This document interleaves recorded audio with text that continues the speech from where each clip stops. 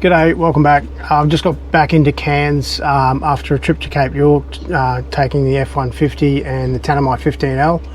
Towed that up there. It was a family trip, so I didn't really film much of the trip, but I did want to go through some info on both the F-Truck and the Tanami. F-Truck performed brilliantly, a little bit higher fuel economy than I would have liked, but I'm going to put that down to lower tyre pressure on corrugated roads, slower speeds and that sort of stuff, and obviously towing the 3-ton van. But I guess one of the disadvantages of having a comfortable car to tow is that you don't really feel the corrugations that the van is being put through. However, not a great deal broke. We'll go over to the Tanami and have a bit of a look. But there's only one thing that broke on the F150, and I'll chuck a bit of a video in on that now. It's very, very minor, but I'll chuck it in anyway now. And then, yeah, we'll head over to the Tanami and check out the things that broke over there. So grab yourself a beer and let's go and check it out. Alright, we'll start outside, and this is a bit of a nothing one, but the step did get jammed up on the way back. Sprayed some water in there, got it to shut. When we got to Mariba, I pulled the cover off and had a look and couldn't find anything wrong with it. So then started to work my way around and loosen off the screws or the bolts that hold all the hinges and that together. This one right here was exceptionally tight, so I've backed that one off a touch and now it works like a dream again.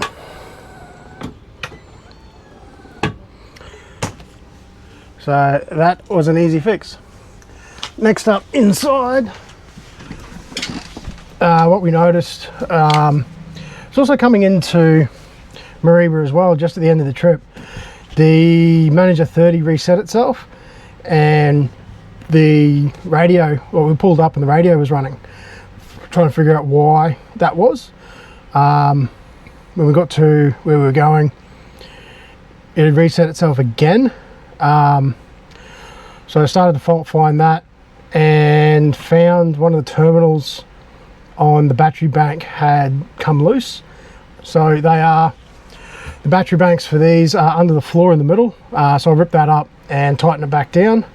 I'll probably go through it again with some Loctite when I get home again, just to make sure they don't come out or don't loose themselves off again. I do feel like the Tanami is probably not going to go over that sort of a road again, but you never know what the future brings, so better sort it out while we're thinking about it. Let's go and check out the next and last thing that broke, I guess, on the Tanami. Alright, in the back section where the bed folds out, this piece up here, I've put the light on it. I was trying to see if I can see it better, but this snapped and that piece moved out. This is where the clips on the back wall that fold out clamp. When we first noticed it, saw the clamps were only just sort of holding the very edge, of that. So the first thought was that this had moved, which is kind of structural and bad if it had. So we tightened up the clamps and it was still only just grabbing. Then I noticed the two brackets that the clamps sit on had a bit of sideways adjustment in them, so we loosened them off and pushed them all the way out as far as we can, so these now clamp further across, and we've tensioned them up so that they clamp tight and there's no rattle in that back door anymore. But I'll go outside and show the clips or clamps I'm talking about and the left right adjustment available in them. it didn't look like they had moved, so I kind of think that they had just always been only just grabbing on the edge. I can't really remember from the Perth to Adelaide trip, but I don't remember grabbing a great deal either, and it was always been a little bit loose. So again, corrugations kind of probably helped that rattle itself loose and move that across. And again, the F-Truck being so comfortable over corrugations, probably due to the aftermarket suspension that's in it, makes the trip smoother for you as a driver, but you forget about the torture, I guess, you're putting the caravan itself through. So probably something to think about, you know, the small vibrations. Most of the worst corrugations we found were between Laura and Musgrave, and even that most of the time felt about as bad as the little ripple strips on the side of the road to me. So I've definitely driven up that track in a lot harsher conditions in the Navara in the past, but again, different suspension setups. I can't rate any higher how the F-Truck rode over that, but obviously, like I say, the Tanami did not fare so well against corrugations. But for these three things, I think it's done really well. There isn't a great deal of dust that got in either. This doesn't have a pressurized dust suppression system either. We did tape up the vent in the door, which is literally a two-way vent that sort of faces backwards. So I kind of feel like it would have sucked dust in as we drove through it if we didn't tape it up. So it's always, yeah, definitely worthwhile taping up any vents that you've got in your van if you are going up there. Yeah, and we took it all the way to Loyalty Beach, tip of Cape York. For those what keep asking if you can take your van up there, of course you can. Drive conditions. A lot of other places I see people asking about is, can we get a van into Elliot Falls? We took the Tanami into Elliot Falls. There's a full video on the access track for that, and I'll leave a link in the description below. But if you're planning to take your caravan up to Cape York, there's two thoughts patterns, I guess. If you're happy to swag it for a couple of weeks, do that.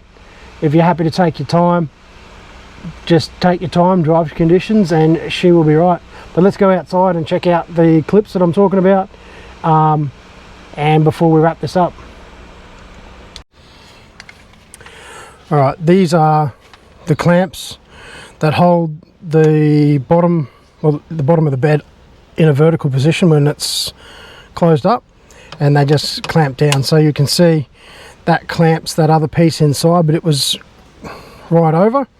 So we've pushed this hard up to the outside and then adjusted this so it clamps down pretty hard. It is a little bit tight to close, but this does not rattle at all now. So that's great. That's pretty much it for this. This is the first trip of two. I am waiting for a mate to turn up to meet me in Cairns. I'm going to then grab the camper trailer and head back to Cape York, do a bit more filming of that one.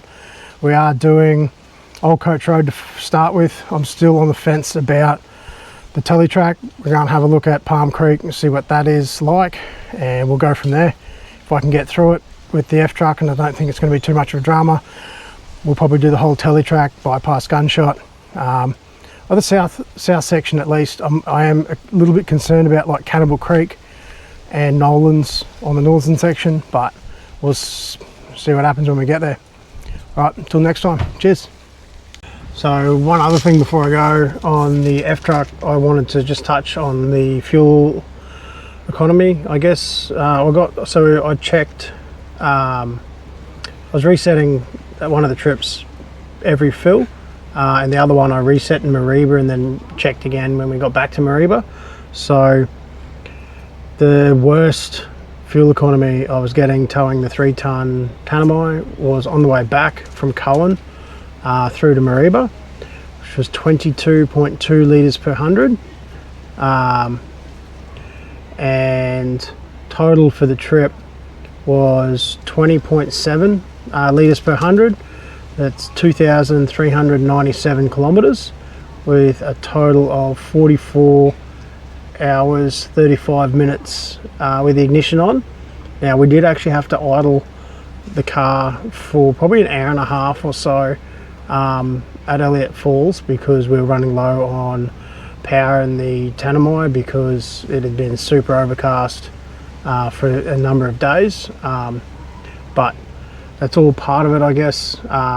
Yeah, so until next time, don't forget to like and subscribe. Cheers.